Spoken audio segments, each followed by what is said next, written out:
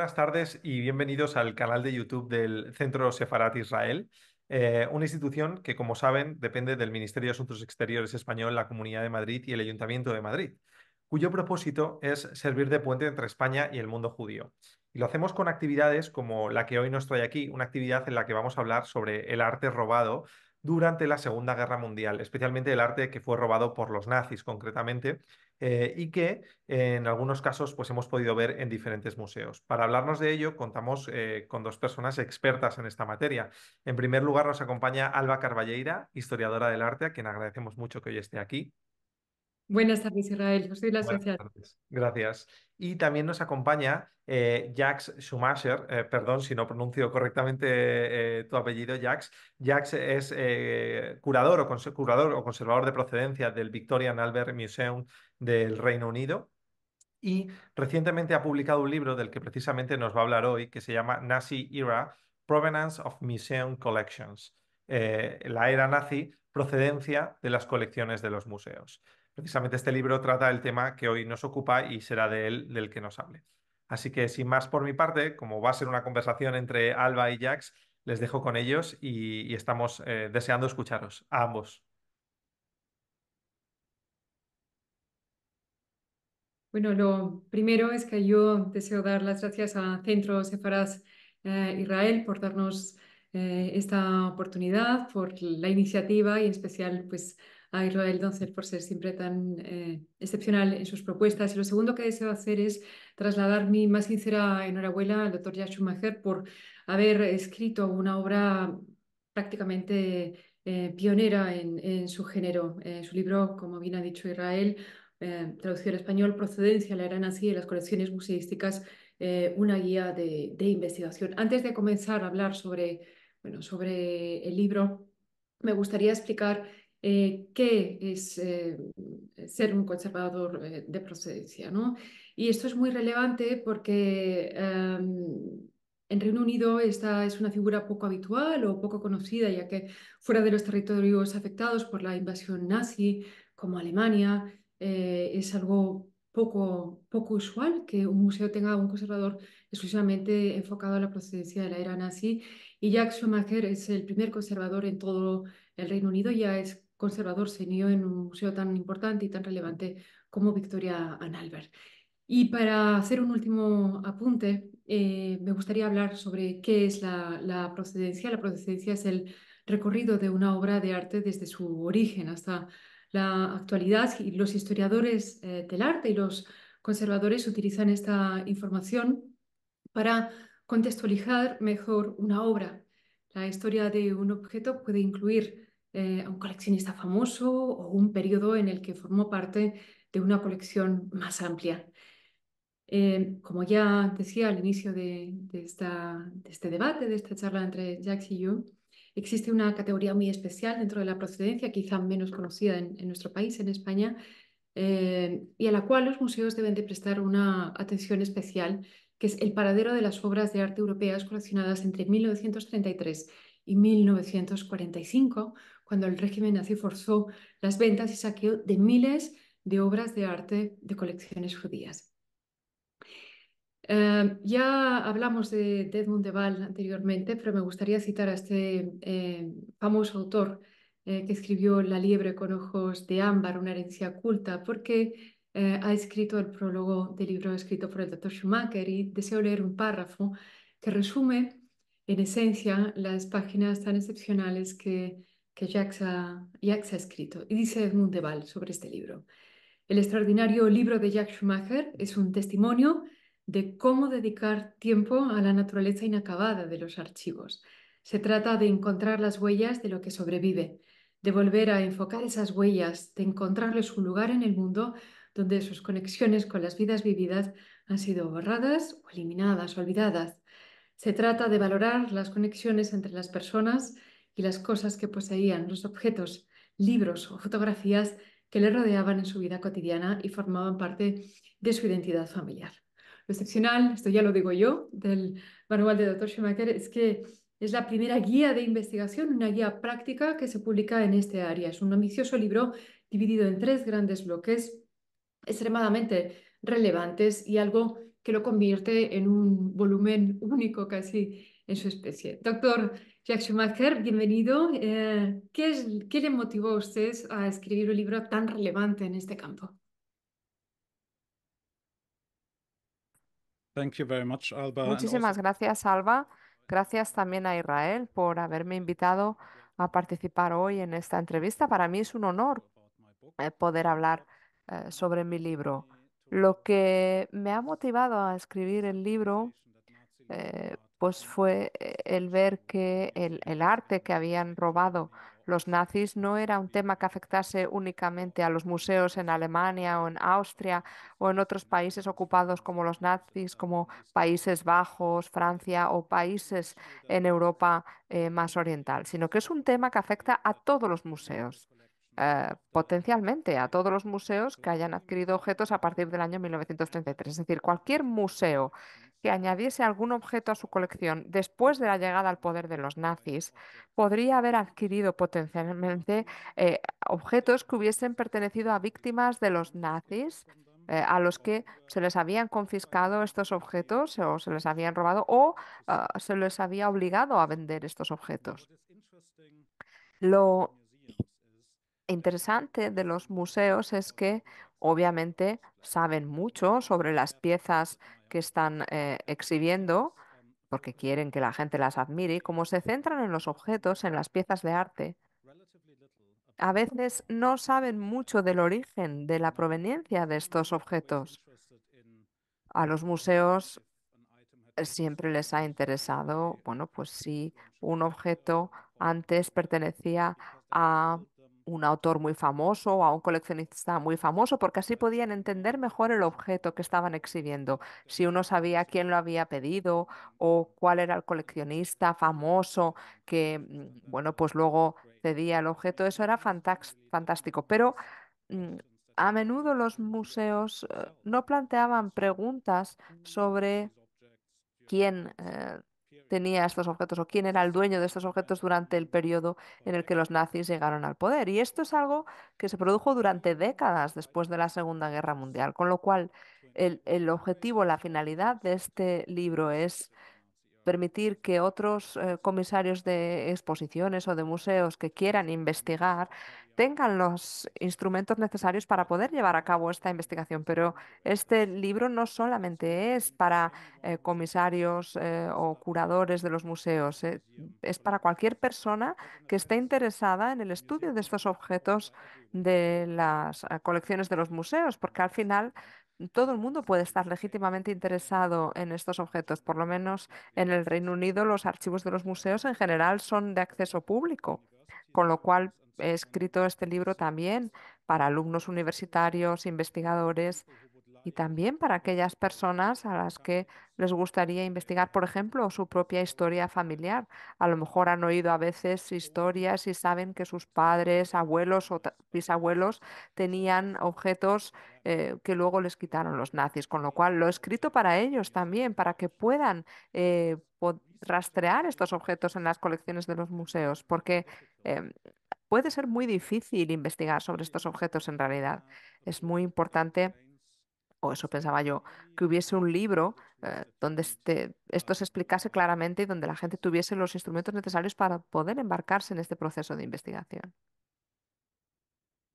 Pues vamos a tocar varios de los temas bueno, que has introducido tú de manera excepcional. Me gustaría saber, eh, no me gustaría saber, no he imaginado que la escritura de este libro pues, ha sido un viaje profesional, pero también un viaje personal. O sea, literalmente a través de los archivos, las bibliotecas y también pues, eh, como una metáfora de la experiencia profesional. No sé cuál ha sido el tiempo de escritura. Imagino que para haber bueno, pues, llegado a publicar algo tan sumamente contundente y sólido han pasado muchos años de trabajo previo, algo que la gente a veces no es capaz de ver. Pero, ¿qué destacaría sobre este viaje personal que usted ha llevado a cabo a través de la escritura del libro?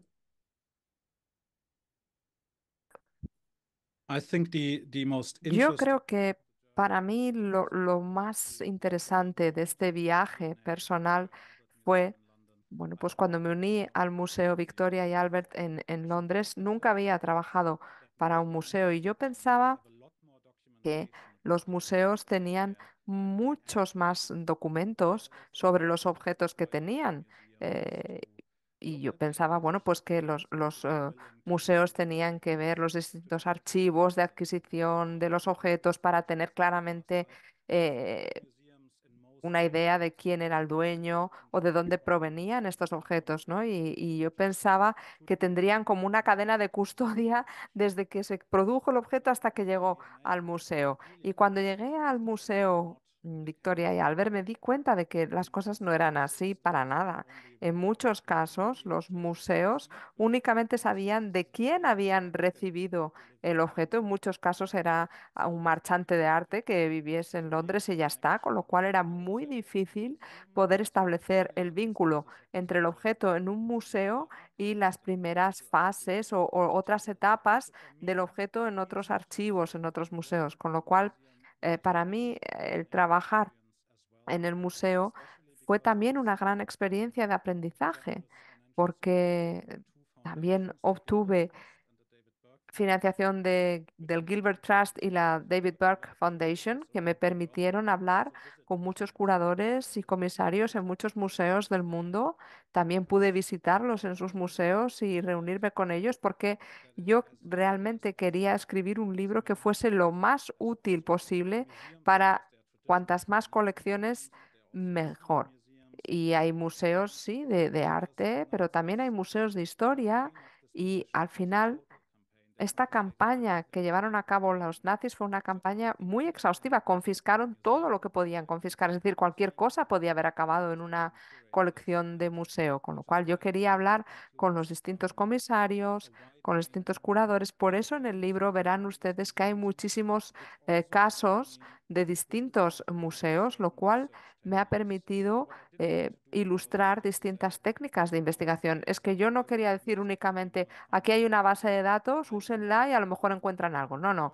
Yo lo que quería era hablar de personas que hubiesen utilizado esas bases de datos para llevar a cabo un proceso de investigación, lo cual fue muy complejo. Alba, tiene usted razón, me llevó muchos años escribir el libro y uno de los motivos fue eh, que había firmado un contrato con el editor antes, unas semanas antes de que nos confinasen a todos, con lo cual tenía que escribir a los archivos, pedir fotocopias, que era lo que estaba haciendo todo el mundo.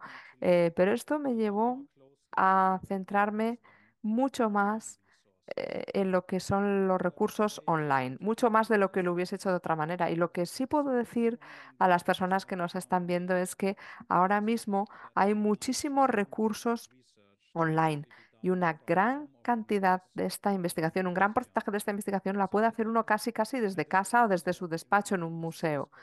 Y esto todavía ha ido a más después de la pandemia de la COVID-19, porque hay muchos recursos que se han digitalizado. Pero como proceso de aprendizaje, eh, puedo decirles que para mí el escribir este libro eh, es algo que no tenía que ver con los objetos per se. Es que casi no importa, del objeto del que estemos hablando. Puede ser una obra de arte famosísima que todo el mundo conozca, como el cuadro de Picasso, pero también pueden ser piezas que sean más insignificantes desde un punto de vista de la perspectiva histórica, ¿no? A lo mejor una pequeña inscripción en un libro. Estamos hablando de que no se trata realmente de los objetos, sino de las historias que podemos desenterrar gracias a estos objetos, porque podemos reconstruir las vidas de personas perseguidas por los nazis, cuyas vidas fueron destruidas o transformadas por el régimen nazi, y podemos corregir esta injusticia histórica, permitiendo a los museos el hacer lo correcto. Por ejemplo, restituir los objetos, o incluso en aquellos casos en los que se haya restituido el objeto, pues permitir que los museos puedan contar la historia de estos dueños, de estas personas, tal y como cuentan las historias de los coleccionistas más famosos o los aristócratas que eran dueños de estas piezas en el pasado, pues está bien que hablen de estas historias He hablado con muchos parientes de personas que fueron perseguidas por los nazis y que han empezado este viaje y sé lo arduo que puede ser este camino para ellos, pero también sé que es algo muy significativo el poder ver que se les restituyen los objetos después de que hayan transcurrido décadas de lo que pasó.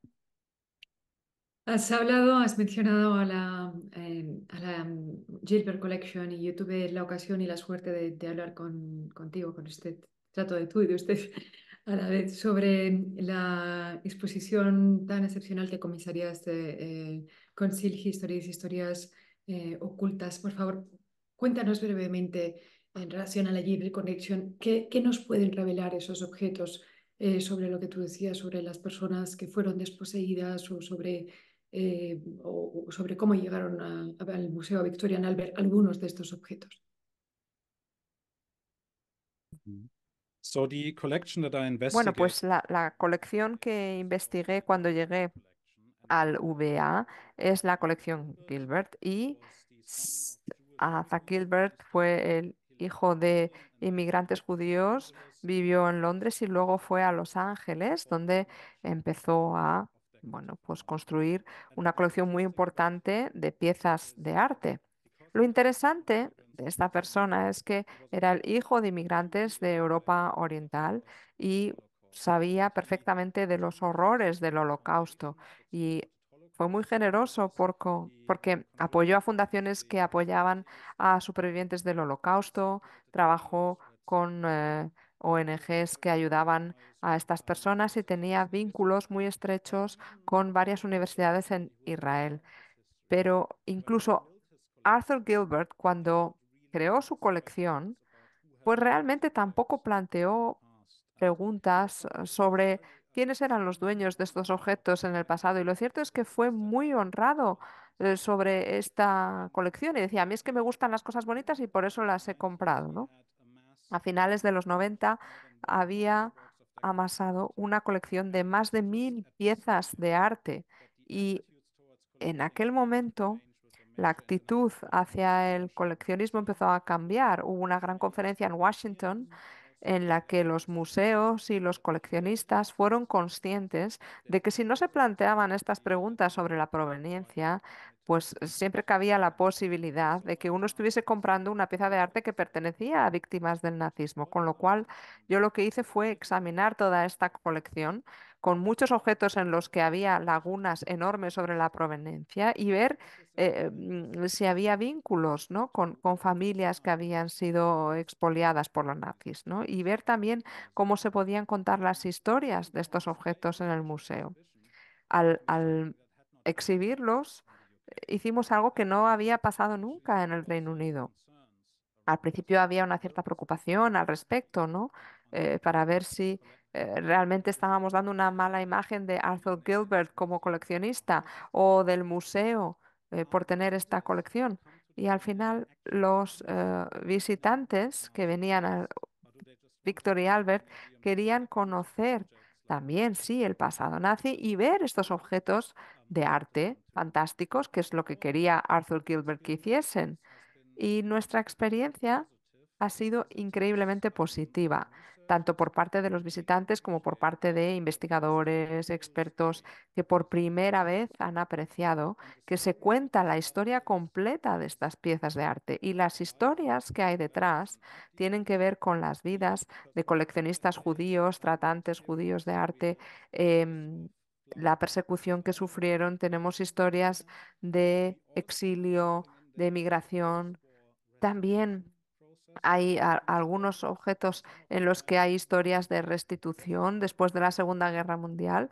Algunos se devolvieron después de la guerra y nunca se volvió a mencionar en las décadas posteriores. Arthur Gilbert las había comprado y no lo sabía, ¿no? Estas piezas, pero sabemos que algunas de ellas eran de coleccionistas judíos y no sabemos qué pasó con estos objetos hasta que volvieron otra vez al mercado internacional de arte en los años 60, 70 y 80 del siglo pasado.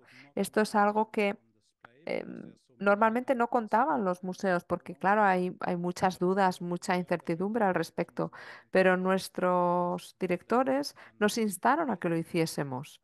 los directores de la colección. Nos instaron a que hiciésemos esto y yo creo que lo más importante que hemos aprendido de todo esto es que esta división entre los museos de arte y los museos de historia ya no existe. Esta frontera se ha difuminado. La gente viene al museo y quiere conocer las historias de los objetos y es algo que hemos visto en muchas exposiciones en Europa y también en Estados Unidos.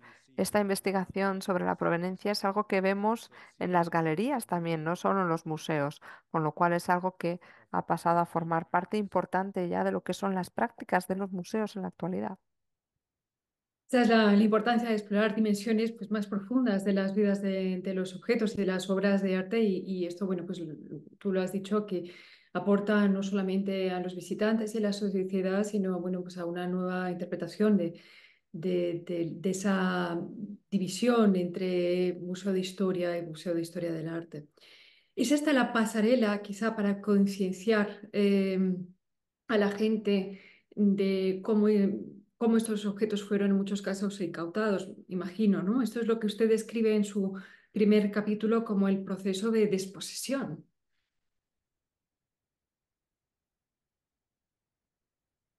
Mhm.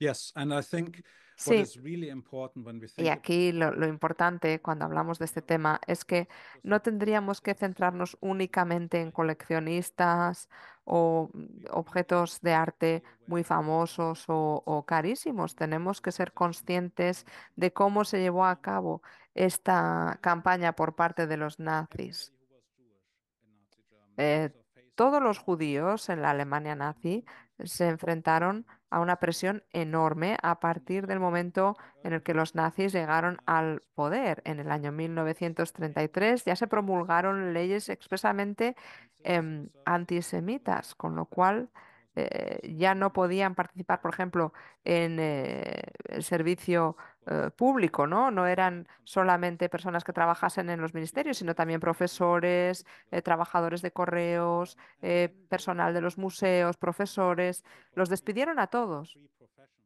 Y luego, bueno, pues siguieron con las profesiones ya libres, ¿no? Es decir, los abogados, etcétera. Esto generó una gran presión sobre todas estas personas judías y a menudo cuando hablamos de esto, olvidamos los actos cotidianos de discriminación a los que se enfrentaban estas personas. Y a veces olvidamos también la violencia, la campaña de violencia en la primavera del año 1933. Los activistas nazis invadían las casas de los judíos, secuestraban a los rabinos, los llevaban a campos de concentración improvisados y o luego campañas similares que luego llevaron a la aprobación de otras leyes antisemitas y en el contexto de Kastal en 1938. Y aquí ven ustedes una fotografía que muestra cómo los activistas nazis y los policiales lo que estaban haciendo era saquear un apartamento judío. Seguro que no sorprenderá a nadie que los que eran capaces de hacer esto eran capaces también de masacrar a hombres, mujeres y niños en sus hogares y también de robarles los objetos de arte. Y lo interesante de esta campaña que llevaron a cabo los nazis es que movilizaron todo su poderío contra el grupo de los judíos para ponerles en una posición en la que se vieron relegados a los márgenes de la sociedad, donde no eran capaces de ganarse la vida, donde se atacaban sus empresas y de repente ya no tenían más opción que vender sus posesiones para poder seguir viviendo o para poder marcharse del país. Pero también hubo objetos que fueron confiscados, porque parece que estamos hablando de una transacción normal, ¿no? Donde un coleccionista cede su obra y luego se vende y como comprador uno no sabe exactamente lo que está comprando, aunque en muchos casos sí que estaba muy claro lo que estaban haciendo, sino que también había campañas en las que confiscaba la Gestapo y otros oficiales, los oficiales aduaneros, confiscaban estos objetos. Con el estallido de la Segunda Guerra Mundial, estos mecanismos, esta campaña en la que confiscaban estos objetos y les quitaban todas las posesiones a los judíos, se aplicaba también a los refugiados que pensaban que habían escapado de Alemania y estaban a salvo, pero no era así. La comunidad judía en los países a los que escaparon tampoco estaban a salvo. Y como les digo, esta campaña fue una campaña de desapropiación total y para el régimen nazi era igual cuáles eran las propiedades de estas personas, siempre y cuando lo que poseyeran pudiese ser confiscado o vendido, subastado. Lo confiscaron todo, desde muebles a prendas de ropa, todo. Y lo podemos ver claramente cuando vemos las deportaciones de Alemania a los campos de exterminio en Europa Oriental. Después de que las víctimas llegasen a la estación, tenían que darle las llaves de sus casas a los oficiales de la Gestapo para que luego ellos pues confiscaran todo, todas sus pertenencias. Y lo que bueno, pues quedaba en esas listas, se vendía en subastas a los antiguos vecinos de estas personas, porque ya sabían que no iban a volver a Alemania. Con lo cual, bueno, pues se puso en marcha un proceso muy complejo y al principio del régimen nazi esto tenía una cierta apariencia de normalidad y de legalidad y luego fue aumentando, aumentando, agravándose y en el año 1938 las cosas empeoraron todavía más en el contexto violento de la guerra y el exterminio masivo que sufrieron los judíos bajo la influencia nazi. Especialmente aprecio que te hayas extendido en este punto porque mucha gente de la audiencia que seguro que nos está viendo y creen que las personas vendieron sus objetos libremente para sobrevivir y esto es una falsa creencia popular, sino que fueron, como tú muy bien dices, forzados a través de muchas maniobras sistemáticamente eh, pensadas y establecidas por el régimen y concienciar sobre este hecho es también un motor para cambiar la percepción del público, de los ojos del público. Me gustaría destacar algo que, bueno, que parece extremadamente obvio, pero este estrago se produjo en un periodo de tiempo muy corto en términos históricos. Fueron apenas 12 años, no es nada. Y el proceso de reparación sigue activo casi un siglo después. Por favor, ¿podría hablarnos del impacto desmesurado de estos daños? 12 años. But before I do so, I just want to give Sí, you. pero antes me gustaría darles dos ejemplos concretos para que vean las pocas opciones que tenían estas personas. Dos ejemplos del año 1933. El primero, un hombre, Kurt Klase, que era el director de la Biblioteca de Arte de Berlín. Cuando los nazis llegaron al poder, obviamente le despidieron porque era judío y le quedó clarísimo que se le iban a cerrar todas las puertas en Alemania. No tenía esperanza de encontrar ningún trabajo en ningún museo o biblioteca alemán. Y esta presión pues le llevó a huir del país. Y para hacerlo necesitaba, por un lado, la confianza de pensar que podría encontrar un trabajo en otro lugar. Necesita uno conexiones, también está todo el proceso jurídico que es muy complejo y se necesita dinero. Por eso fue a una casa de subastas para vender su colección de arte, pero también había otras personas que no tenían la opción de marcharse de Alemania, por ejemplo. En mi libro menciono a un abogado, Ismail Lipton. Antes de 1933 era un notario muy famoso, filántropo, coleccionista de arte y en unos meses, en solo unos meses, se destruyó toda su existencia profesional porque ya no podía ejercer como abogado o como notario. Y como abogado, uno no puede decir, ala, pues me voy a otro país y ya está. No, tiene que familiarizarse con un sistema jurídico totalmente distinto, con lo cual uno tiene que empezar desde cero. Y debido a esta presión, intentó suicidarse porque al final, esta losa financiera que tenía sobre sus hombros era demasiado pesada y estaba totalmente desesperado debido a las acciones del régimen nazi. nazi y, bueno, sobrevivió a este intento de suicidio, pero falleció un año después como consecuencia de este intento de suicidio. Y obviamente sus dificultades financieras no desaparecieron. Su viuda también fue a una casa de subastas y todo el mundo ahí tenía que rellenar un formulario para explicar por qué vendían sus pertenencias. Y lo que puso fue falta de fondos. Falta de fondos. Si uno lo ve así, pues dirá, bueno, pues lo vendieron porque se quedaron sin dinero. Pero si ven el formulario, verán que no hay nada raro en él, porque mucha gente vendía sus colecciones porque necesitaban dinero y ya está. Pero si uno conoce la historia detrás y ve lo que pasó en realidad, pues uno puede apreciar por qué esta persona tuvo que vender su colección y estos objetos de arte nos pueden contar estas historias personales. Lo lo que dice usted es totalmente cierto. 12 años estuvieron en el poder los nazis y ahora llevamos más de un siglo viendo todo este legado. O sea que los museos llevan muchísimo tiempo siguiendo el origen de estos objetos. El hecho de que siga siendo un problema en la actualidad, pues muestra lo difícil que es llevar a cabo esta investigación y cuántas cosas se pueden sacar a la luz cuando uno investiga los registros de los museos. Pero para las personas, si eran capaces de escapar de la Alemania nazi, tenían que iniciar una vida nueva en otro lugar, lo cual es muy difícil. Una vez que el régimen nazi fue derrotado, pues ya era posible solicitar esta restitución, pero solo en Alemania Occidental, en la República Federal de Alemania.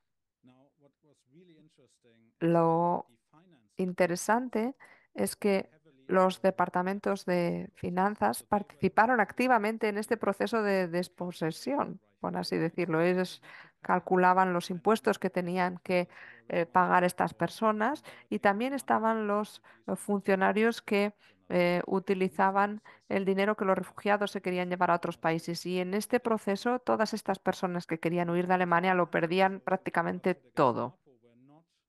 Los funcionarios de finanzas, al contrario de lo que pasaba con la Gestapo, no fueron declarados una organización criminal después de la Segunda Guerra Mundial, con lo cual en estas cámaras de compensación a menudo había burócratas alemanes que sacaban a colación muchísimas leyes alemanas que regulaban quién podía solicitar esta restitución, con lo cual estamos hablando de que era un proceso muy arduo y doloroso no solo porque las víctimas a menudo tenían que toparse cara a cara con aquellas personas con las que tuvieron que interactuar durante el periodo nazi, sino que además el sistema era extremadamente farragoso, complejo, cambiaban los plazos constantemente, uno tenía que presentarse físicamente allí, tenía que rellenar muchísimos formularios, proporcionar pruebas lo cual pues hacía que esto fuese muy complejo, muy difícil para aquellas personas que habían huido de Alemania, que habían tenido que marcharse en el último minuto.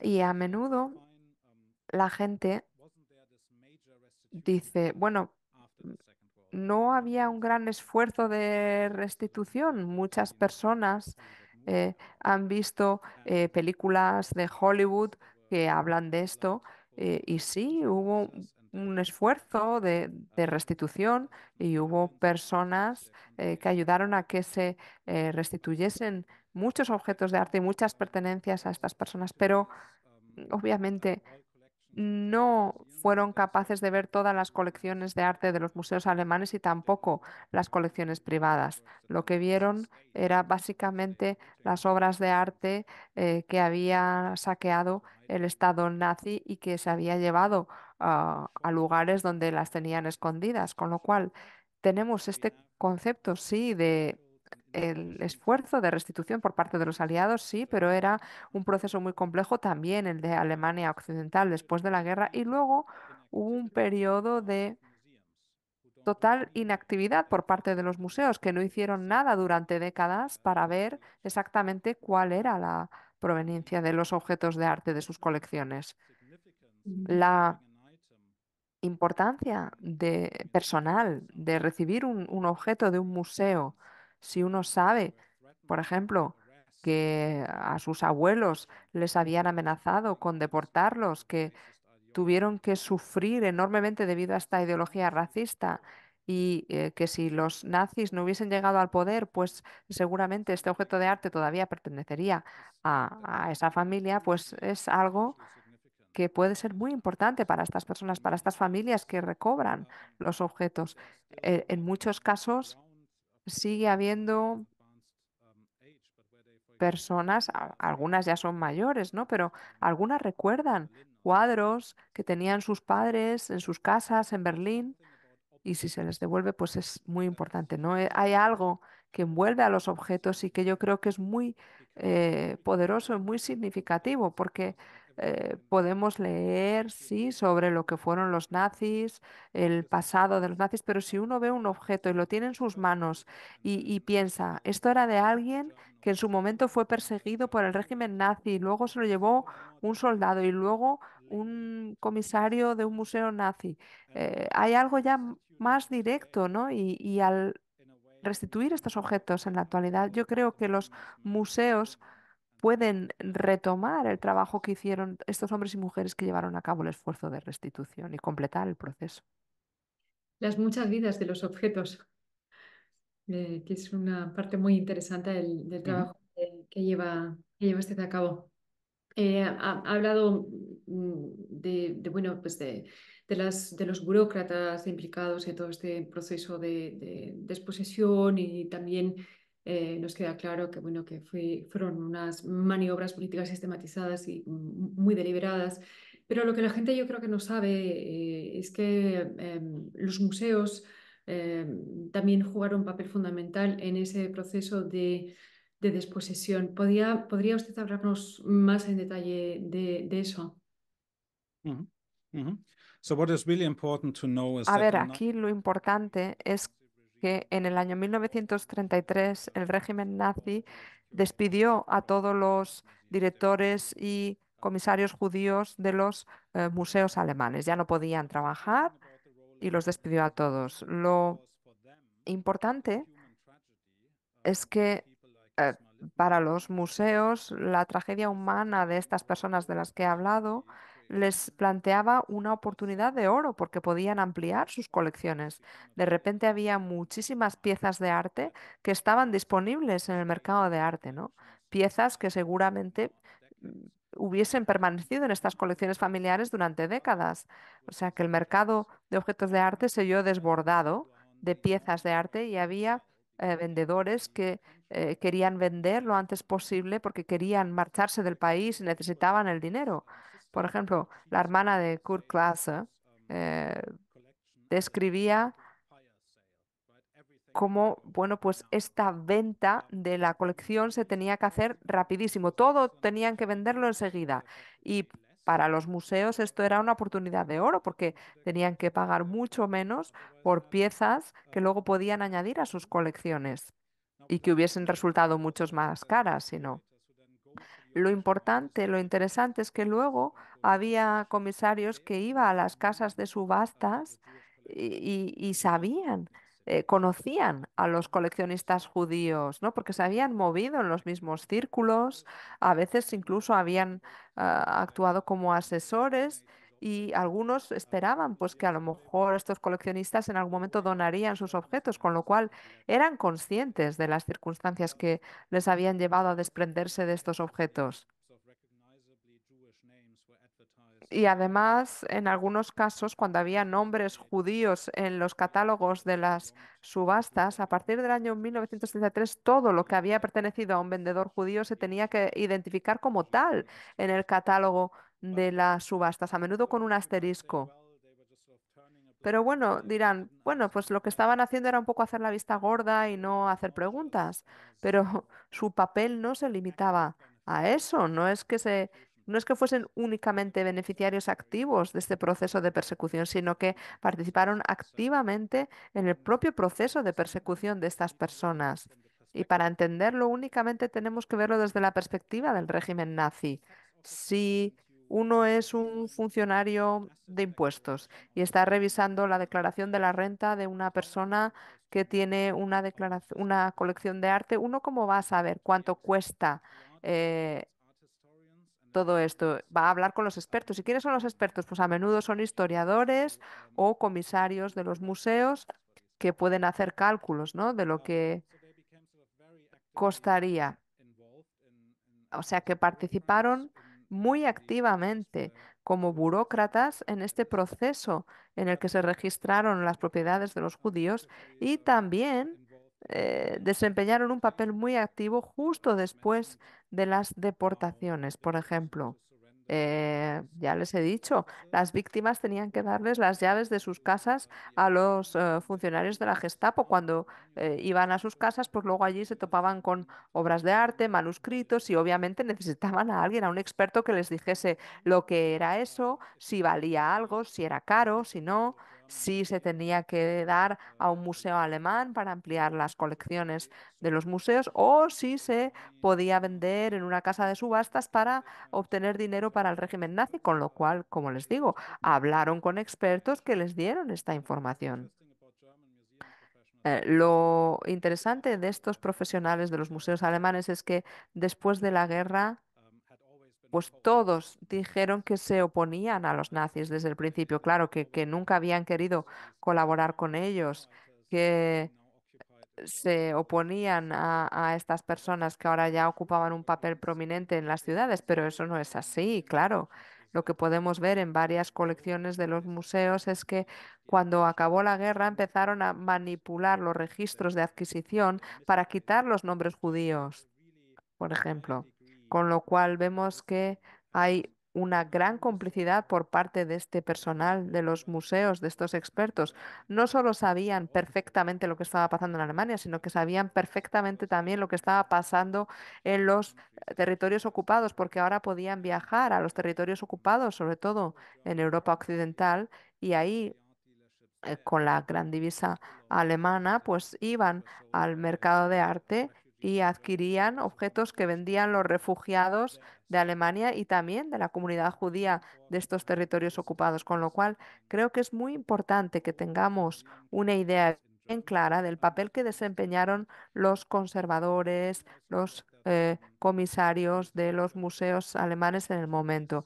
Además, los museos no solo se beneficiaban de esta situación ampliando sus colecciones, sino que también había, bueno, pues lugares en los museos en los que se promovía la ideología nazi contra los judíos. Se tenían exhibiciones antisemitas, la exhibición como por ejemplo de arte degenerado, es decir, todo esto lo que hacía era apuntalar la ideología nazi. Con lo cual no tenían ningún problema con aceptar tampoco objetos que proveniesen de familias judías, lo cual también resulta sorprendente, pero bueno, creo que tenemos que tener en cuenta el papel que desempeñaron estas personas en Alemania y también en otros países, como por ejemplo el Reino Unido, donde había algunos comisarios, algunos conservadores de museos que pues obviamente hicieron la vista gorda y no quisieron saber lo que estaba pasando. A veces no les interesaba o pensaban, bueno, pues esto es el pasado nazi y es la responsabilidad de los países del continente y ahí ya se van a ocupar los que están llevando a cabo este proceso de restitución después de la guerra. No sé, es una historia muy compleja, pero a mí me parece que es muy importante que no olvidemos el papel activo que desempeñaron también los responsables de los museos en esta época. Esta es una reflexión personal sobre las vidas de los objetos y creo que hemos tratado esta cuestión varias veces, pero estos días leyendo el libro y pensaba que, que a pesar de contar la historia y a pesar de no omitir pasajes dolorosos ligados a esas piezas de arte, el daño infligido aunque se haga evidente y se manifieste, siempre va a quedar ligado a estos objetos o a estas piezas de arte, a estos cuadros. Siempre van a formar parte de su historia, ¿no? Y yo a veces pensaba, digo, de algún modo, ¿Es esto otra forma de violencia?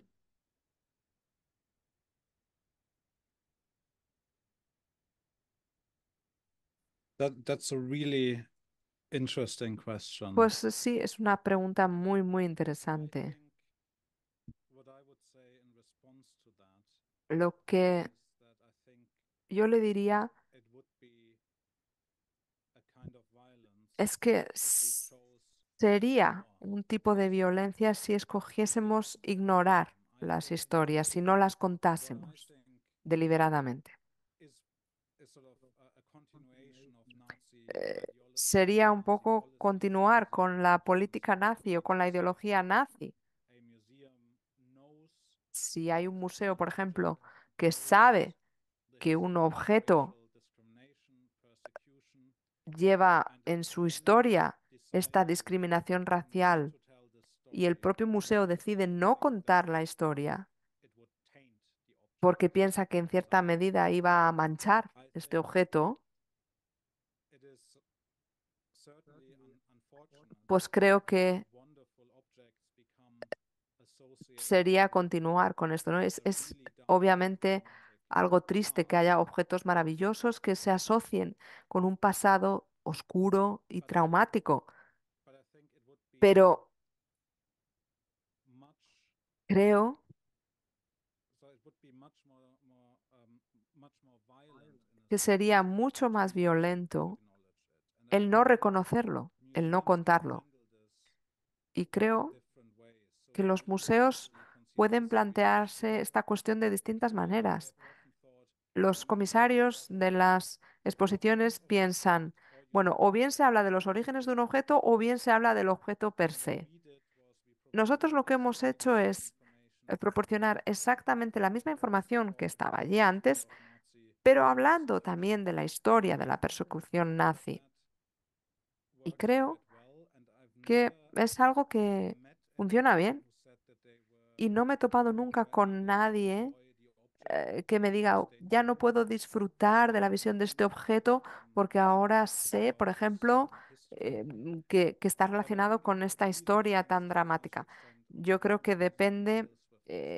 en gran medida And if de la they are actitud del open museo. Y to the si idea tienen of una actitud restitution, transparente, then it's a positive abierta en cuanto a la idea de la situation. restitución, entonces And la historia there's cambia clear totalmente. evidence Eh, no tiene nada que undisputed ver con evidence museos que that ignoran then eh, refuses to claramente return it. pues que un And objeto ha sido saqueado, ha sido that would be a confiscado y no continuation quieren devolverlo. Yo creo que entonces sí of que estaríamos hablando de una Nazi continuación control. de la política nazi But if we y de la ideología nazi, pero put this sí dimension plantea in una art dimensión museums, totalmente many diferente people en los museos de want to arte. go to Muchas because even personas in their siguen everyday life they might be in queriendo a place where they don't oh, consider difficult history. So dejar su vida atrás y no it's ver challenging. este punto de la historia que fue tan difícil. Creo que es algo que podría ser, sí, complejo para los museos. Una respuesta muy bella a mi planteamiento aquí en esta fotografía vemos al exdirector del Metropolitan, el señor Montevelo, Felipe Montevelo, y aunque ahora creemos que se han tomado las medidas necesarias para comenzar a reparar este daño ejercido sobre un daño racial, básicamente. En términos históricos, las medidas se toman muy recientemente. ¿Podría hablarnos de la relevancia de la conferencia de Washington que estamos viendo en la imagen de 1998 como un punto de inflexión en este campo? Mhm.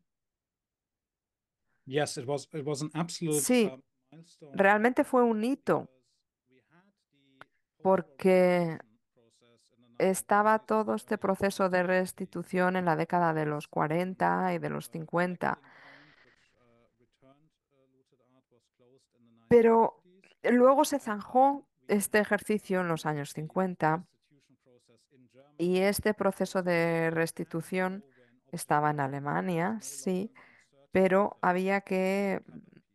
saber And que ya no había un esfuerzo during the concertado para occupation, and then recuperar estas we did piezas. En la zona there was no soviética de restitution la law ocupación y en in Alemania place. Oriental no había ningún proceso de restitución porque pensaban que que bastaba con crear un Estado antifascista y ya está. Y tenían una idea bastante diferente de lo que era el orgullo de tener una propiedad, ¿no? Y este tema volvió a ser importante porque después de la Guerra Fría, con la caída del telón de acero, había supervivientes que nunca habían recibido ninguna compensación y también había propiedades que habían pertenecido a víctimas judías de los nazis que nunca habían sido recuperadas. Y esta fue una iniciativa del gobierno estadounidense. Bill Clinton eh, le pidió a la Secretaría de Estado de Estados Unidos que investigasen estos objetos. Y entonces se empezaron a ver sobre todo las propiedades inmobiliarias que pertenecían a los judíos en Europa o cuentas bancarias latentes o el oro nazi. Y luego de repente empezaron a aparecer estas piezas de arte en museos estadounidenses como préstamos de Europa, con lo cual esto pues sacó a la palestra todas estas obras de arte. eh, y el contraste entre esta historia terrible y la belleza de estos objetos era tan tremenda que atrajo muchísima atención. Y además era menos complicado tratar esta cuestión que otras cuestiones. Con lo cual hubo esta conferencia internacional que no era meramente una conferencia de expertos en la que decían, bueno, pues esto es algo muy importante, hay que hacer algo. No, no. El Departamento de Estado de Estados Unidos realmente unió a 44 países en torno a esta mesa y fueron capaces de sacar adelante una declaración en la que se decía que el arte confiscado de los nazis se tenía que identificar y que tenía que haber un mecanismo para la restitución. Y esto es algo que creó una gran publicidad al respecto. Y podemos decir que marcó un hito, ¿no? Porque hubo una época antes de la conferencia de Washington y después de la conferencia de Washington. Porque con esto quedaba claro que los museos se topaban con un problema enorme. Es decir, sí, estaba claro que muchos museos habían adquirido miles de objetos entre el año 33 y la década de los 90, por ejemplo, el Victorian Albert, y claro, cualquier objeto que hubiesen podido adquirir podía haber sido un objeto confiscado por los nazis, con lo cual transformó enormemente eh, el modo en el que los museos y el mundo del arte se planteó la historia de los objetos. No sé, le seguían interesando las historias sobre estos orígenes más prestigiosos, pero también querían tener en cuenta estos problemas que surgían con aquella época. Y también cambió mucho la percepción que tenían los visitantes de los museos de arte. Si veían que el museo no estaba haciendo nada, pues a lo mejor resultaba más sospechoso, ¿no? Y entonces hubo una gran actividad de investigación, sobre todo en Europa, para abordar esta cuestión. Y es algo que sigue ahí, que sigue en marcha. Hay un grupo de trabajo que se estableció en el Reino Unido en el año 1969 y se sigue reuniendo periódicamente para hablar del trabajo que llevan a cabo. Pero a mí me parece muy llamativo que tardasen más de 50 años después de la Segunda Guerra Mundial antes de que los museos empezasen a tomarse en serio este tema, antes de que empezasen a afrontar la posibilidad de que sus colecciones de arte pues tuviesen esta proveniencia de la era nazi. Bueno, bueno, para nosotros la restitución no es solo pues, un término físico, sino que también tiene una dimensión moral y una dimensión ética de profesionales que hacen una aproximación desde una óptica muy sensible a un tema que es extremadamente relevante y que, bueno, pues sería casi un bálsamo para el dolor y el horror eh, causado durante ese periodo. El término restitución en sí ha dado lugar a una nueva tendencia en los museos y casi a una nueva disciplina museográfica, donde existe una nueva ola de museos creados casi en el siglo XXI que se dedican a la interpretación de todo lo ocurrido con una restitución simbólica. ¿Podría hablarnos de todo esto? And so at the V&A, for example, Sí, we en mi museo, por ejemplo, prosecution case eh, in hemos tenido o 2023 tuvimos un caso en el año 2023, tres piezas de I think it's porcelana de la colección de Emma Buchke. about this Y es muy topic importante que using an hablemos de example. este tema It's utilizando clear at that ejemplos point concretos, that porque the así scope todo queda changed. mucho más claro, ¿no? Que cuando hablamos en In términos más abstractos. Por ejemplo, en los años 80, 1986, em, a el British museo who lived in adquirió Italy, piezas and de un she had coleccionista experienced británico this que había in vivido en Paris Italia, ¿no? Y los in había comprado de un the marchante de arte 1980s. ruso que había vivido So the en museum París. knew Y en los that 80, from the el museo photos sabía que that procedían estos objetos de la was colección de Emma part Burkett, of the pero pensaban extraordinary que importance of these items because pues Emma Burkett era como una seña de la importancia de estos objetos, porque Emma había sido una coleccionista and that's the muy case influyente, con to lo this cual day. las piezas llegaron a la So colección y se we exhibían, pero never no seen se contó nunca la historia de Emma, ni se investigó la evidence historia de Emma. Si el that museo lo hubiese hecho en los años 80, Emma Burkett hubiesen was sabido que Emma Burke not just an important collector no era to the únicamente una gran anti-Nazi coleccionista de piezas de cerámica, sino que she was era una and she filántropa had y judía created several y foundations to había support creado German varias fundaciones que apoyaban Christian understanding and a, cooperation. y generaban cooperación entre Anything los that was judíos, not los cristianos en Alemania, con lo cual anti-Nazi, which is eh, esto really iba totalmente en contra and de la ideología nazi, porque lo que quería era excluir a los judíos de la sociedad. donating her Y collection to the city of siempre había Frankfurt. pensado donar She did su colección a la ciudad de Frankfurt, en la que vivía, pero debido a la presión del régimen nazi, pues cambió de idea. 1937 Y en el año she died and she left 1937 that falleció contained y en the su stipulations testamento that the había collection incluido could varias not be condiciones, es sold decir, la colección no se podía in vender the museum en la Alemania nazi, no quería que los museos alemanes se this was beneficiasen de esta venta, ignored pero se ignoraron and sus deseos, la colección se vendió y Jewish al igual designers in que Germany en el caso de otros coleccionistas judíos, los beneficios disappeared de la subasta through eh, the pues various desaparecieron, ¿no? Entre los entresijos de el Estado nazi. it was only in 2010 Y luego en el año that this topic 2010 was discovered.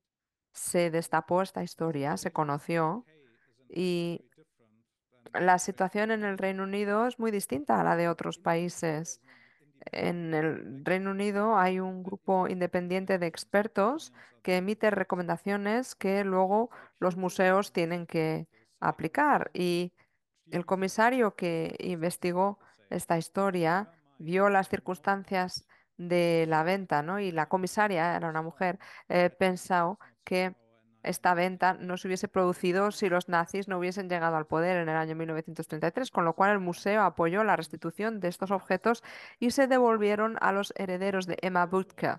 El problema That the aquí museum fue, back creo then yo, didn't que do el anything museo en aquel because momento ya no hizo this nada más, disappeared sino que, bueno, and pues estas piezas desaparecieron del museo enabled y enabled visitors to mm, learn about los this story, visitantes del museo pues jamás which is something pudieron conocer la we historia addressed this detrás de estos objetos y es algo quite que se prominently abordó más adelante cuando ya adquirimos un catálogo anotado de esa venta researchers. y But que this pusimos a disposición de los is investigadores. Pero sí, tiene museum usted toda la razón. restitution is a La topic for restitución museums. It es will un remain a tema topic for the muy next 5 to 10 importante para years los because museos y seguirá siendo un new tema object para becomes siempre, available become porque available cuando aparece un and nuevo objeto en el yeah, mercado de arte the o cuando museum aparece have to ask por primera questions vez, los about the museos van a Nazi tener que past and plantearse the way preguntas sobre the los museums orígenes de este create objeto y these sobre la era nazi. exhibitions. Y I mean, that's something that's constantly evolving. 30 years esto es ago, algo que va cambiando, we had claro. an Hace 30 años hubiese sido muy poco habitual ir a un museo de arte y que allí se hablase de la época nazi. Esto es algo que está cambiando, pero estos mecanismos eh, solamente existen en un número reducido de países y no existe, por ejemplo, en Estados Unidos, donde se inició este proceso con la Conferencia de Washington. Esto es algo que se deja en mano de los abogados y, claro, genera muchísimo coste, porque el involucrarse con este pasado solo se ve desde el punto de vista jurídico, pero se tiene que ver también desde el punto de vista de los museos y de la educación en general. Bueno, después de esta charla tan excepcional y después de habernos aportado y arrojado tanto conocimiento, eh, muchas dimensiones y casos prácticos, me gustaría que nos dijera cuál es la nueva visión y la nueva óptica que tendrá la audiencia que nos está escuchando cuando se dirija a abordar alguno de estos objetos u obra de arte que fueron expoliados y cómo este conocimiento va a cambiar nuestra experiencia como espectadores en los museos. I think it changes our Creo experience que los cambios van a ser muy importantes porque van a permitir a los museos contar toda la historia de estos objetos, eh, las vidas de los coleccionistas judíos, de los marchantes de arte judíos perseguidos por los nazis. Ya no los vamos a ver únicamente con los registros históricos. Por primera vez vamos a reconocer que algunos de estos objetos que eran de personas que los valoraban muchísimo por su importancia artística, llegaron así a los museos y fueron personas que vivían en un mundo destruido violentamente por el régimen nazi. Y estas colecciones acabaron diseminadas por todo el mundo, aparecieron en colecciones de museos en todo el mundo y la importancia de esta investigación no es únicamente añadir un nombre a una lista de nombres y de fechas. No, bueno, eso es un requisito, claro, previo, pero tenemos que ver los objetos de distinta manera, hacer que a las personas les interesen estos objetos con el significado que tenían para estas personas en el pasado y el significado que tienen estos objetos en la actualidad para nosotros. Una vez que alguien sabe que un objeto proviene de esta era nazi, ya no ve el objeto como una pieza de arte o una obra de arte únicamente, sino que pasa a ser un puente hacia el pasado, que le permite a uno aprender sobre ese pasado.